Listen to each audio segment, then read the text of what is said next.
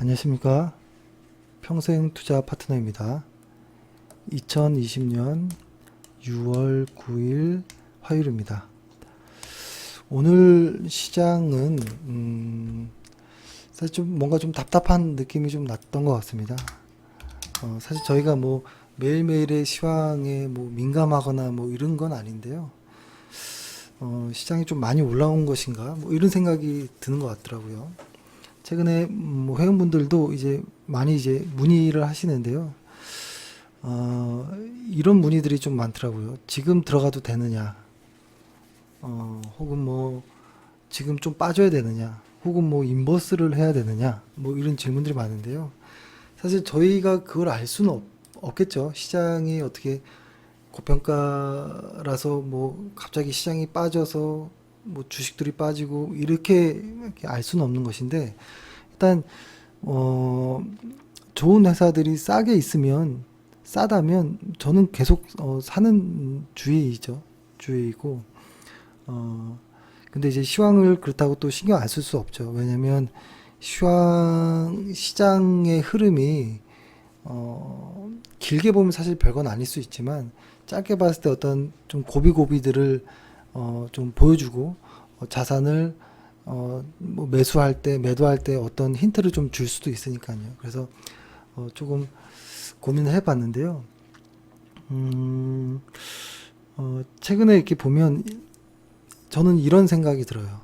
최근에 시장이 고평가라는 이야기를 하는 사람이 있고, 뭐, 뭐, 너무 급등한 것 아니냐, 뭐 이런 여러 가지들이 이야기가 있을 텐데요.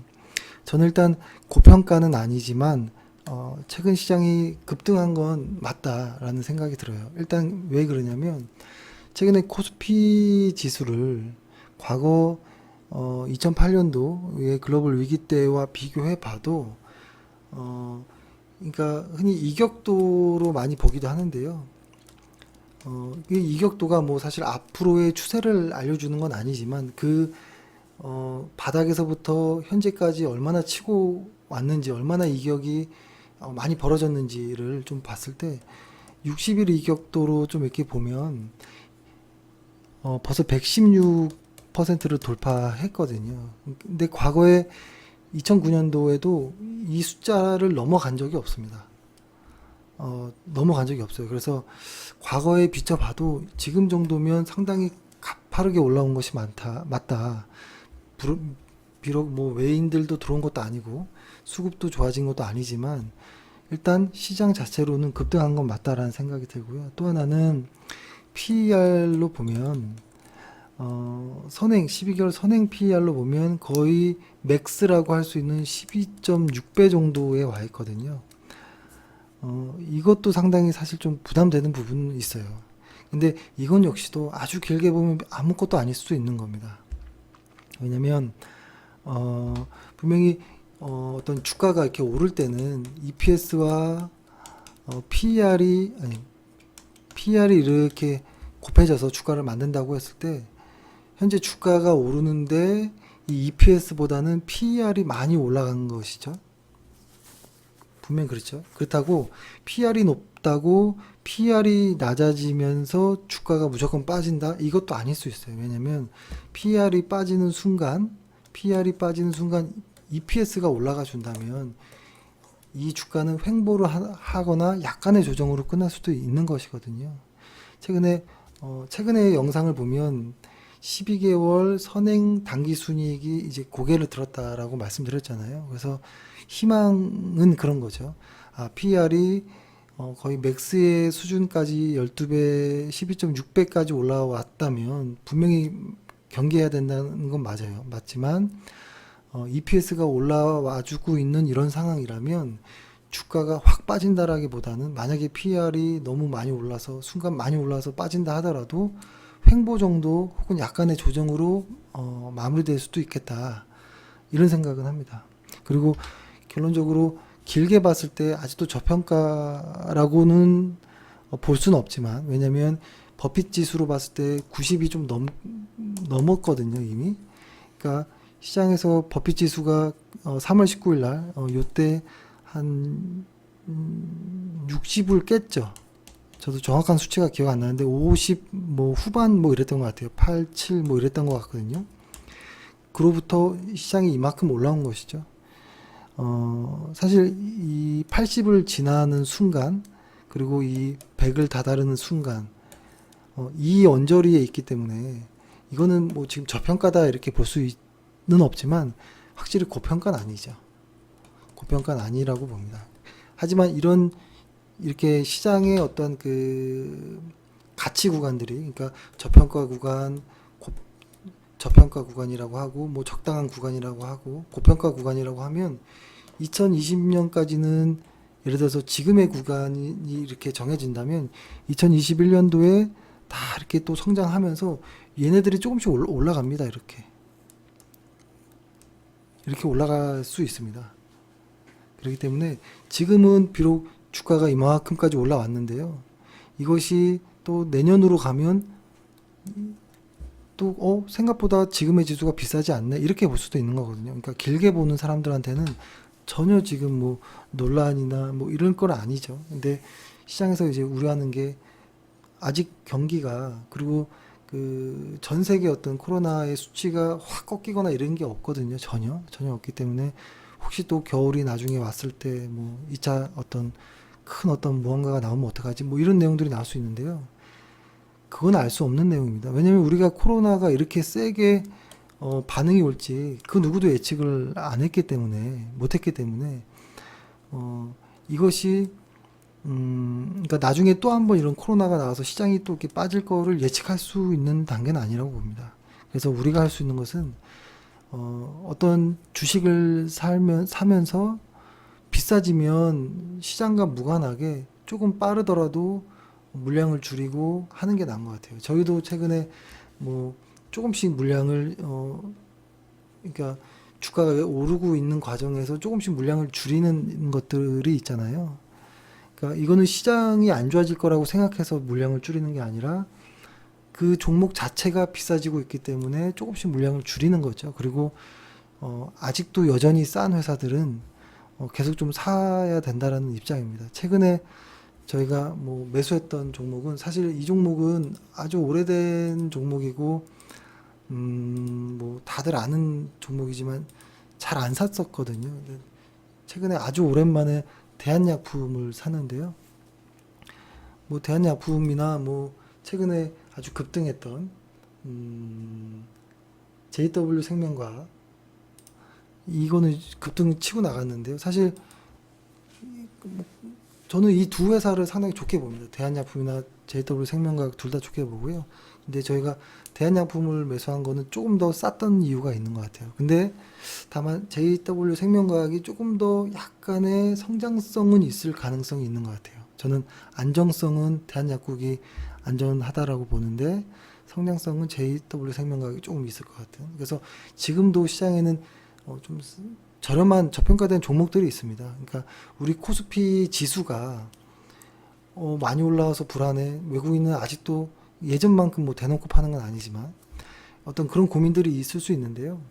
사실 이 지수라는 것이, 코스피 지수라는 이 지수라는 것이 모든 종목을 대변해 주진 않습니다. 그렇기 때문에 그 종목을 더 꼼꼼히 봐야 되는 것이고, 시장 전체적인 분위기는 지수로 봐야겠지만 내가 가진 종목을 꼭 지수가 설명해 주지는 않을 수 있다라는 것을 좀 생각해 보면 좋겠고요. 그 다음에 또 이런 것도 있어요. 시장이 많이 올랐으니까 인버스를 나는 샀다, 어떻게 생각하느냐, 이렇게 여쭤보시는 분도 있는데 저희는 이 이야기는 정말 많이 했던 것 같은데요. 인버스를 매수하면, 그러니까 인버스를 전체 비중으로 만약에 1,000만 원을 투자한다라고 했을 때, 예를 들어서예요. 만약에 1,000만 원 투자하는데 그 전까지 주식이 1,000만 원 있었는데 나는 이제 시장이 많이 올라간 것 같으니까 그래, 인버스의 한 10% 혹은 20%를 매수할 거야. 그리고 나머지 주식 비중은 80% 매수할 거야 라고 이렇게 하잖아요. 이게 어떻게 그냥 생각을 해보면 좋게 보일 수도 있어요. 뭐냐면 이거죠. 시장은, 혹은 내가 가진 내가 가진 종목들은 팔기는 좀 뭐해요, 지금. 좋은 회사고, 그렇게 아직 뭐 고평가된 것도 같지 않고. 근데 혹시라도 모를 시장을 해지하기 위해서 인버스를 한다라는 개념. 이런 개념으로 이제 인버스를 생각하시는 분도 있고, 아니면 나는 그냥 시장 하락에 베팅할 거야 하고 인버스를 하시는 분도 있는데요. 저는 이 두 가지 방식 다 주식시장의 룰과는 다른 것 같아요. 그러니까 어떤 게임의 룰이 있잖아요. 게임의 룰이 있는데 주식시장에서는 그런 룰이 통하지 않는 것 같아요. 길게 보면. 그러니까 제가 말씀드렸던 시장이 안 좋을 거야 혹은 해지를 위해서 이런 게임은 저는 선물 옵션 시장에서의 어떤 기본 논리를 주식시장과 연계하면서 좀 더 일을 복잡하게 만드는 것 같아요. 그 방법이 뭐 틀리다 이런 개념은 아니고요. 맞지만 너무 복잡해진다라는 생각이 있고요. 그걸 아주 칼같이 비중을 맞추는 게 상당히 어렵거든요. 그래서 제 생각에는 일단 이렇게 생각을 합니다. 일단 저희가 주식을 하는 이유는 제로섬이 아니기 때문에 주식을 하는 것이고, 주식이라는 것은 장기적으로 보면 일단 한국 지수가 짧으니까 S&P 500으로 이렇게 보면 일단 저희가 전제하는 건 뭐냐면 이렇게 아주 길게 주식시장을 이렇게 놓고 보면 주식시장은 장기적으로 이렇게 우상향한다라는 것에 하나가 있고, 이렇게 시장 전체 평균이 장기적으로 우상향하는데 이 시장보다 실적이 좋은 애들을 저평가일 때 산다면 훨씬 더 많은 수익을 내지 않을까, 시장보다. 이런 게 일단 저희의 첫 번째예요, 주식을 하는. 그리고 여기에서 기본적인 것은 주가가 어떤 이런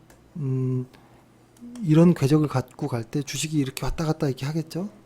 그러면 첫 번째가 싸지면 매수하는 거고 비싸지면 파는 것이라고 생각해요. 싸지면 매수하고 비싸지면 매도하는, 이게 저희의 논리라고 생각하거든요. 그렇기 때문에 저희의 입장에서는 시장이 만약에 이렇게 하락을 한다, 혹시 그러니까 만약에 지금 코스피 지수가 이렇게 앞으로 장기적으로 시장은 우상향하니까. 왜냐면 일단 지수라는 것은 좋은 회사들이 있고요, 실적이.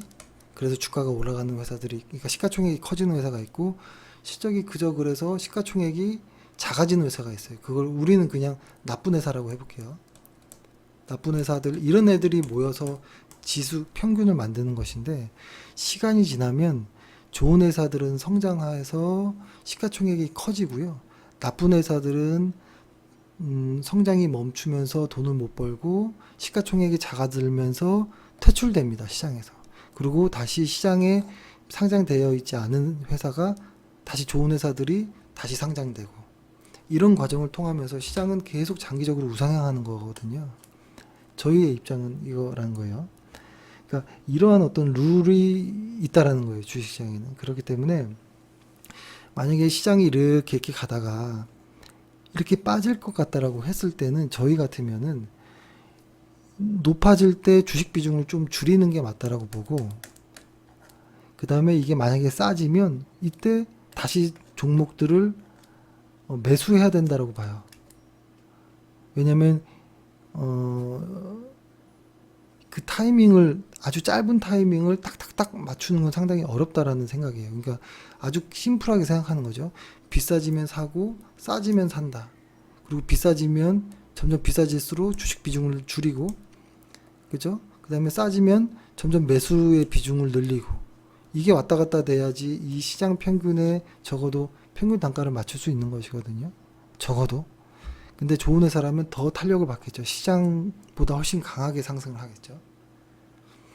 그래서 좋은 회사들을 쌀 때 사고 비쌀 때 파는, 어떻게 보면 시장을 무시해도 되겠지만, 그렇지만 시장에서 주는 어떠한 힌트라든지 주식 비중을 조금 이렇게 조절한다든지 이런 것들은 좀 참고해 볼 수는 있겠지만, 만약에 시장을 전적으로 매매를 할 것 같으면 저는 선물 옵션 시장에서 하는 게 낫다. 룰이 다르기 때문에. 그리고 장기적으로 보면 이 롱 포지션들이 훨씬 많잖아요. 그죠? 이렇게 다 롱 포지션들이 이렇게 많죠. 그렇죠? 왜냐면 시장이 이렇게 가는데 장기적으로 만약에 물려도 시간이 지나면 올라갈 수 있다는 거죠. 물려도 올라갈 수 있는 고점에서 사도. 근데 만약에 시장이 장기적으로 우하향하는 시장이었으면 계속 매도 포지션이 맞겠죠. 근데 우리 시장은, 전 세계 시장은 장기적으로 계속 올라가기 때문에 계속 롱 포지션이 낮을 때마다 매수하고 비싸지면 매도하는 이 전략이 맞는 것 같아요. 그래서 저는 인버스는 뭐 한두 번 맞출 수는 있다고 봅니다. 한두 번 주식에서 인버스로 맞출 수 있다고 보는데요. 그것이 시장의 룰은 주식 시장의 룰은 아닌 것 같아요. 운이 좋을 수는 있지만 계속 할 수는 없다라는 입장입니다. 그래서 인버스는 크게 고려하고 싶지 않고요. 만약에 인버스를 정말 사야겠다 정도라면 저는 종목들을 다 팔겠죠. 오히려 팔고 새로 살 준비를 하고 있겠죠. 그거를 이제 뭐 인버스를 친다든지 이러진 않을 것 같다라는 생각을 합니다. 그래서 최근에 회원들, 뭐 회원이 아닌 분들 뭐 이렇게 통화를 해보면 시장이 좀 많이 올라오면서 좀 조바심을 냈던 것 같아요. 그러니까 시장이 많이 빠졌을 때는 너무 무서웠었고, 근데 시장이 또 올라왔는데 나만 너무 지금 소외된 것 아닌가라는 어떤 뭐 이런 생각을 하는 것 같은데요. 남들을 생각할 필요 없습니다. 남들 생각할 필요 없고 내가 가진 나의 어떤 기대 수익에 맞게 노력하는 거죠. 내가 맞는 어떤 기대 수익에 도달하는지. 남들이 100% 200% 내는 것은 그들의 어떤 컨디션이고 그들의 일정인 거고요. 나랑 안 맞는 걸 수도 있습니다. 근데 나한테 맞는 실력으로 나한테 맞는 시간, 주어진 시간에 투자를 해서 내가 원하는 기대 수익률, 뭐 은행 이자보다는 조금 더 높았으면 좋겠다라든지, 혹은 뭐 채권에 5년 채권짜리보다는 조금 더 높은 수익이 나왔으면 좋겠다라든지. 그러니까 최근에 뭐 5년짜리가 뭐 한 8% 정도 되니까요. 그래 나는 한 8% 이상 정도 됐으면 좋겠다라든지. 뭐 어떤 내가 결정해 놓은 그 흐름대로 가는 거죠. 장기 계획을 가지고. 그죠? 그렇게 하셨으면 하는 생각이 듭니다. 그리고 이제 오늘 시황이나 이런 내용은 끝났고요. 그리고 마지막으로 이 말씀을 좀 드리고 싶은데요. 좀 안전하게 하셨으면 좋겠다라는 생각을 합니다. 그러니까 저는 그래요. 저는 주식을 하는 이유는 매달 그 주식한 돈으로 먹고 살려고 하는 것은 아니고요. 장기적으로 노후를 위한 것이 사실 가장 큰 것이에요. 그러면은 이제 이미 노후인 사람들은 주식을 어떻게 해야 되느냐라고 생각할 수도 있거든요. 그래서 두 가지를 한번 생각해 보면요. 만약에 이제 이미 60세 이상이 되셔서 나는 은퇴한 사람이야. 근데 주식을 해. 라고 한다면, 아주 안전하게 하는 것. 안전하게. 만약에 1억으로 한다면 1억으로 했더니 잠도 잘 안 오고 주식도 잘도 모르겠는데 좀 위험한 것 같은데 뭔가 돈을 모아야 될 것 같고 뭐 여러 가지가 있을 건데요. 이게 주식시장은 둘 다 안 채워지더라고요. 내가 모르면 비중을 줄이세요. 비중을 줄이고 더욱더 안전하게 공부하면서 한 종목 한 종목 성의 있게 천천히 이렇게 매수하는 것. 그러니까 한 달에 한 종목 정도 사는 걸로. 그 한 종목을 충분히 공부해서 사고 그러면 한 12개월, 1년 정도 지나면 포트폴리오가 얼추 짜질 거거든요. 대신에 이제 뭐 이제 사회 초년생이다, 이제 젊은 분이다라고 하면 사실 이때도 너무 개별 종목을 위험하게 할 필요는 없어요. 이때는 오히려 글로벌 자산 배분을 통해서 시장에 투자하는 것도 괜찮다고 봐요. 왜냐하면 이때는 이 시간이 많기 때문에 그렇게 높은 고수익을 원하지 않더라도 충분히 내가 생각하는 어떤 많은 기대, 어떤 목표가 나올 수도 있거든요. 그래서 오늘인가요? 제가 어제였나? 제가 잘 갑자기 기억이 안 나는데, 저희 회원 중에 한 50 중반 정도 되시는 분이 있으신데, 수치는 조금 변경해서 예를 들어서 설명을 해보면, 이제 주식에 대한 이제 고민이 있으신 거죠. 근데 앞으로 한 6년 정도 더 이제 사업을 하실 수 있을 거라고 얘기를 하시고, 근데 주식을 하는 이유가 노후를 편하게 지내기 위한 뭐 이런 말씀을 하시더라고요. 근데 이분이 한 달에 생활비 한 4, 500 정도면 자기는 노후를 그냥 편하게 살 수는 있을 것 같다 이런 말씀을 하시더라고요. 그래서 자기는 이 금액을 맞추기 위해 주식을 한다라고 생각을 하시는데 막연한 숫자였던 거죠. 앞으로 6년 남았는데 내가 매달 4, 500씩 쓰면서 살 수 있을까 이런 막연한 고민들에서 주식을 하는 건데, 그분의 자산을 내역을 봤더니 만약에 그 사업체를 정리하면 한 3억 정도가 나오고, 집 한 3억짜리가 있을 거고 있고, 그다음에 주식이 한 3억 정도 있고, 현금 1억 정도가 있어요. 약 한 대충 이렇게 좀 다르게 한 거예요. 그러면 한 10억 정도잖아요. 10억 정도라면 이 10억이라는 목돈이 일단 현재 있다라는 거예요. 그리고 국민연금이 매월 한 200 정도가 나올 것 같아요. 그러면은 4, 500이라고 하면 한 모질란 거 한 2, 300 정도, 2, 300 정도를 모으는 거거든요. 근데 2, 300 정도면 만약에 한 달에 300을 쓴다. 국민연금 있으니까 300을 쓰면 1년이면 3,600. 그쵸? 1년이면 3,600, 10년이면 3억 6천. 약 한 30년 정도로 쓸 수 있겠죠. 왜냐면 이거를 예적금이든 어떤 채권형이든 뭐에 넣어놓으면 이자가 붙으니까요. 그쵸? 충분히 될 수 있다고 봐요. 혹은 이 10억을 굳이 주식 안 하고 한 4%짜리 배당이 나오는, 지금 현재 SK텔레콤에 저는 매수해도 된다고 봐요. 그러면은 나는 그래 한 500을 한 달에 써야 되는데 현재 국민연금에서 200이 나오고 나머지 한 300이 필요한데 내가 가진 돈 10억이 있는데 이거를 국민연금 SK텔레콤 한 4% 연금 나오는 데다가 다 넣어버려도 1년에 4천이 나오죠. 그러면 한 달에 한 300 이상 나오는 거거든요. 배당으로만. 근데 이 원금은 사라지지 않고. 그렇죠? 그러면 사실 노후 준비는 다 끝난 상황이었어요. 그러니까 그 회원분이랑 이야기했을 때 이런저런 이야기를 해봤더니 사실 주식하는 사람들이지만 노후 준비에 대한 어떤 계획을 세우고서 주식을 한다라고 봐야 되거든요, 저는. 그래서 이야기를 해보니까 주식으로 굳이 노후 준비를 안 해도 된다는 거죠.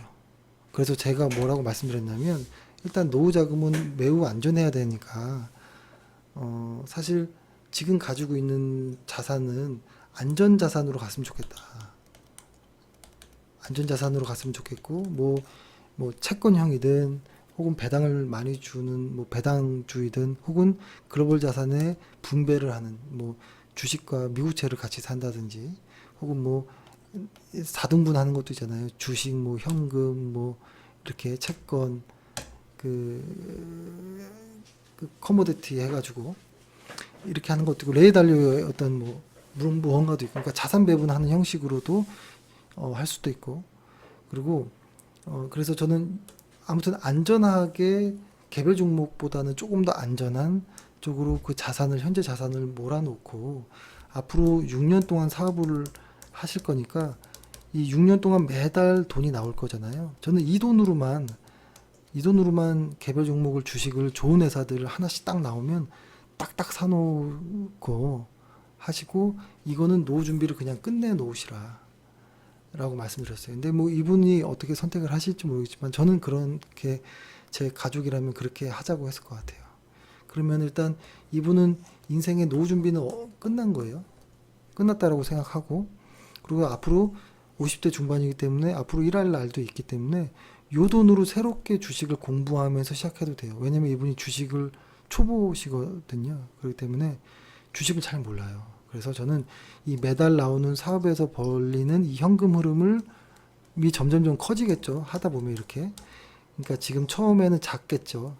오히려 그게 잘 된 거일 수도 있어요. 왜냐면 이 작은 돈으로 비중 작게 하면서 공부하면서 점점점 공부의 양도 늘면서 비중도 느는, 이렇게 안전하게 하셨으면 좋겠다라는 생각을 합니다.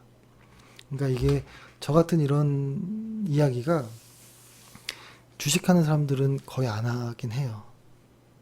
근데 저는 이게 정말 필요한 것 같아요. 그러니까 가족이라면 이렇게 이야기할 거라는 거죠.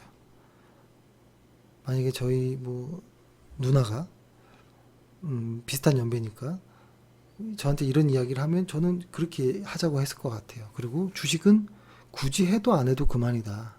어차피 위험자산이고 투기자산이기 때문에 그냥 그렇게 받을 이유 없다. 그냥 오히려 운동하고 그 시간에 예적금 넣어도 괜찮다. 왜냐면 노후는 끝내놨으니까. 저는 그렇게 생각할 수 있을 것 같아요. 근데 어떤 더 큰 어떤 무언가가 있다면 뭐 주식을 해볼 수 있겠지만 일단 주식으로 뭐 10억 가까운 뭐 몇 억 이렇게 비중을 하려면 엄청난 어떤 실력의 소유자여야 한다고 봐요. 초보자는 그런 생각을 하면 안 되죠.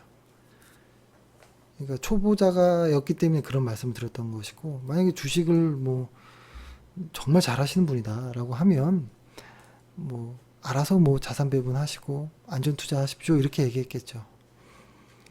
그래서 뭐 그런 이야기를 해봅니다. 그래서 좀 너무 또 오늘 오지랖 있게 넓게 이야기를 했는데요. 그래서 시장을 정리해 보겠습니다. 오늘 방송을. 일단 뭐냐면 주식 시장이라는 건 장기적으로 우상향한다라고 믿고 있습니다. 그 우상향하는 그 시장 안에서 그 시장의 평균보다 좋은 회사를 평균보다 낮은 가격에 산다면 시장보다는 플러스 알파가 있을 거라는 생각을 합니다. 그런 의미이기 때문에 그런 의미로 주식을 한다라는 생각을 하고요. 장기적으로 우상향하는데 숏 포지션은 위험하다. 롱 포지션이 맞다라는 생각이 들고, 그리고 어떤 전체적인 어떤 주식시장에서 일단 어떤 설계를 먼저 해야 되는 것 같아요. 흔히 말하는 재무 설계.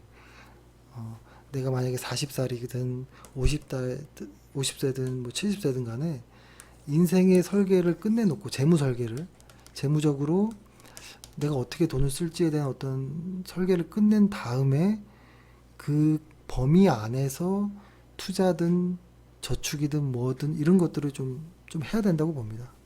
그래서 이미 주식 그 노후나 이런 것들이 안정적으로 준비된 분들이 무리해서 위험하게 주식할 필요는 전혀 없다라는 말씀을 드리고, 다만 젊으신 분들은 소비에서 지출을 아주 작게 유지하고 최대한 많이 저축을 해야죠. 저축을 하고 뭐 투자를 하든 저축을 하든 무언가를 하는데, 중요한 거는 저축이든 투자든 일단 종잣돈 한 1억 정도를 만들기 이전까지는 투자로서 본인의 어떤 본업보다 더 수익이 좋긴 어렵거든요. 그렇기 때문에 어느 정도 종잣돈을 만들기 전까지는 저축성 혹은 저축성 투자라고 생각하시고 돈을 모아야 되는 것이죠. 그러려면 첫째는 이 수익률에 어떤 연연하지 말고 지출을 줄이면 됩니다. 젊었을 때 지출을 줄이는 게 좋다고 봐요. 30대 때, 20대 후반 때 남들 다 하는 거 안 해도 됩니다. 해도 되겠죠. 근데 제 생각은 굳이 이렇게 아주 중요한 시기 때 기반을 닦아놓고 본업에 충실하면서 종잣돈을 만든 후에 그 시간 동안 투자 공부 열심히 해서 나중에 안정적인 투자를 하면 됩니다. 예, 그렇게 말씀드리겠습니다. 예, 일단 오늘은 좀 주제 넘은 방송을 좀 길게 했습니다. 예, 오늘은 이렇게 해서 마치도록 하겠습니다. 감사합니다.